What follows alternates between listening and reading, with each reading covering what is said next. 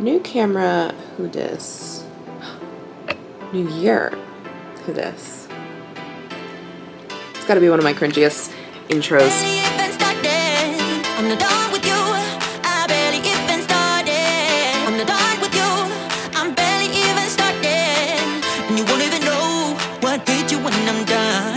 Hello friends and welcome back to my channel. My name is Katie. Long time, no talk, no speak, no see. But we're back, hopefully, in this new year to re-kickstart this channel. I also have a new camera, so the quality may be upped, who knows? It's been like so long since I've done this and now it feels like extra weird to do it in front of a camera. Also, we're in a different spot. My desk has moved. I rearranged my entire room because I truly could not stand the configuration that it was in. The feng shui was so bad, and it had been bad for quite a while, and I was just dealing with it, living with it, and that was not the best for me. So I frantically rearranged my room. I figure for the first video back in our new space, kind of new. I used to film videos from here. I have had this configuration before, so we're gonna see if it works for me. But I figured for our first official video back, we could talk about 2024 and kind of recap and just like clean slate it after that for the rest of 2025, and hopefully I can share a lot more. But before we get started, I do want to tell everyone, if you're not following me on Instagram, you should be. I'm at author.katie.chandler. I'm no longer writer of scribbles, sadly, but what I am is active on Instagram, and I have a cover reveal to give you. I have not posted a video about my cover or a cover reveal, but in case you did not know, or if you're new here because you're trying me out, hi, hello, I have a cover reveal. My debut novel, Backhanded Compliments, comes out June 10th,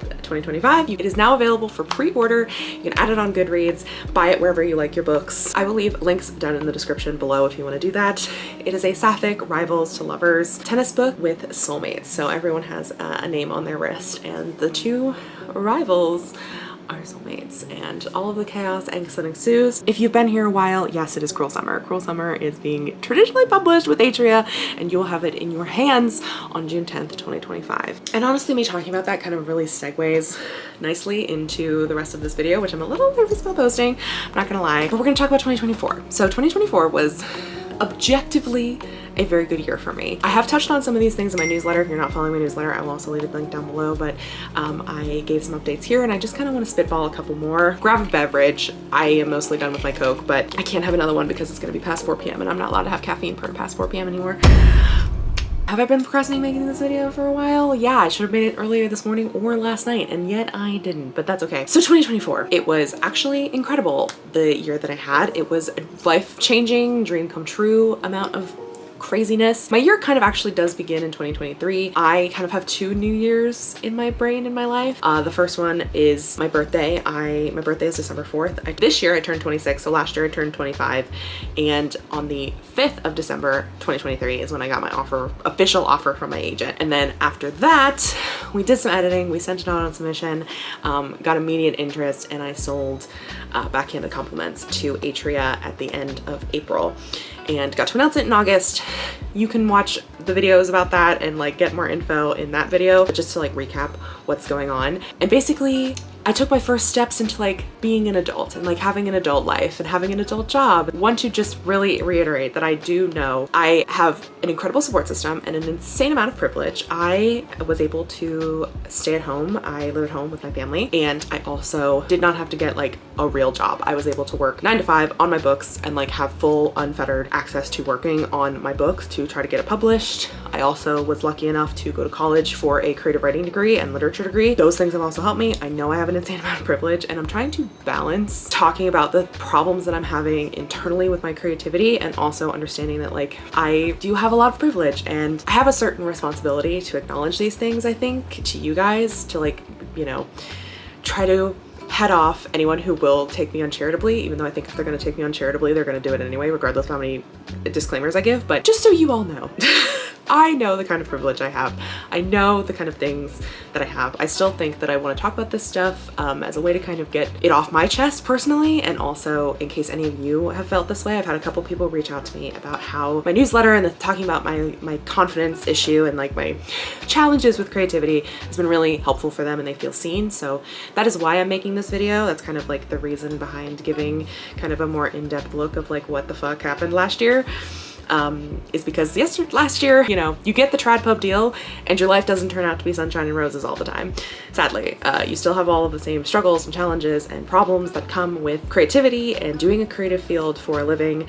And there's a lot of pressure now, which is, you know, famous tennis person Billie Jean King once said pressure is a privilege, and it is, but that doesn't make it any less heavy to carry. I just want to once again reiterate that I'm incredibly grateful for the life that I have, and I know so many people would be, you know, dying to have what I have. I know I spent a lot of my last several years being like, I wish I had what other people had. I wish I had that. I wish that would happen to me. Not necessarily that I would take it away from other people, that I wish it would happen to me. I had incredible things happen to me this year. 2024 is objectively the best year of my life. I got an agent, I signed with that agent, I went to California for a tennis tournament, met so many of my amazing friends, went on a book tour with my best friend. You can see TikToks and Instagram reels of that if you're like curious about me going to Colorado, and then also going all over the Eastern Seaboard for my best friend Wallace, who is also a YouTuber here. Sorry, this video is like really kind of all over the place, but I have struggled with my creativity, with my writing. I have fought with my brain for months on end, and I've just felt like I've given away so much time and energy and space to like just berating myself for not having a great creative time. Like it's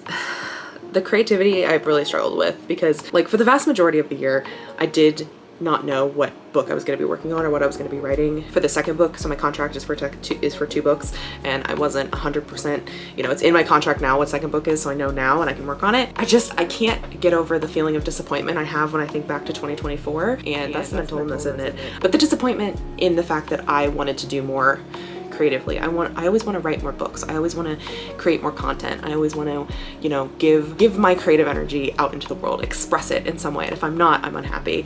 And I feel like I didn't do very much creativity, which is also why I've come back to YouTube as like a kind of, if you're like, Katie, why are you making videos again? Or going to be hopefully making videos again. It's because I miss this creative outlet, and I think it has helped me in the past get over creative humps faster than this year. I also understand that part of what I maybe need to work on in the next year is the fact that so much of last year I spent a vast majority of it editing Backhanded Compliments. I did a big dev edit with my agent before we went on submission, and then I did another like kind of medium dev edit with my editor in October, end of September, early October, and then I did another like kind of smaller one, and we did a couple more bits and pieces over a couple of months, and then I did my copy edits, and now I'm gonna be getting my pass-proof pages, which is crazy. What the fuck do you mean? But yeah, so I spent a lot of this year working on Backhanded Compliments and making Backhanded Compliments as good as I could make it, and how good as I wanted it to, and I'm so proud of it. Like, I love that book so much, and I'm so glad that people are gonna get to read it, because this book was meant to be shared. It has always been a book that I've shared openly with people. You can go back and watch several videos on my channel about it. But yeah, and the fact that it's gonna be in people's hands in literally 6 months, in a week, 6 months in a week. Oh, Jesus Christ, that's crazy. Oh my God, that's crazy.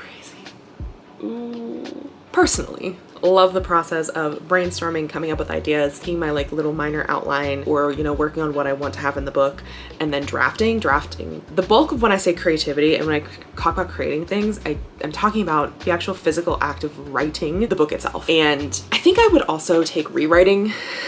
It would be good. I think I'd be proud of that. But I'm also like, I know this is so toxic of me, because so much of writing is not the drafting part. Like, there is equal, if not more, amounts of editing that needs to be done, but I'm personally just not a fan of the editing. I love the creation. I love the doing of the work of making it, and then, you know, once I kind of give it to other people to help me create it and shape it, it feels less like the creativity I want to be doing. And my desire and love for writing is the actual physical act of writing, because I write a lot. I did not write a lot this year. Is the crux of the problem, is that I did not write a single novel this year. I didn't come up with any new book ideas. I'm gonna put a little caveat there of like, I did come up with like plot lines and stuff for other book series. I've come up with, like, I've worked on books and like potential books in book series, but I didn't come up with like a new world to play in and explore. And I'm not necessarily mad about that, because I have a lot of book series and book worlds that I want to explore first, but I didn't write any like physical book in that. My best writing month, I think, was May, when I wrote 40,000 or 35,000 words in a werewolf novel that is going to end up being book 4. So it kind of feels like not wasted time, but it's not even in a thing that's going to be helping me. I feel like I'm leaving 2024 with like a bittersweet feeling about it, because so much of it was spent just angsting over the fact that I wasn't writing and then not writing even though I was angsting over it. I think it really comes down to the fact that I have some big ambitions. I have big ambitions for my career. I have big ambitions for what I want to do with my life, with what I want to do with writing, the stories I want to tell, and I want to be able to give those to the world, and I can't give those to the world if I'm not writing them. And last year really felt like a letdown to me because I did not complete a manuscript.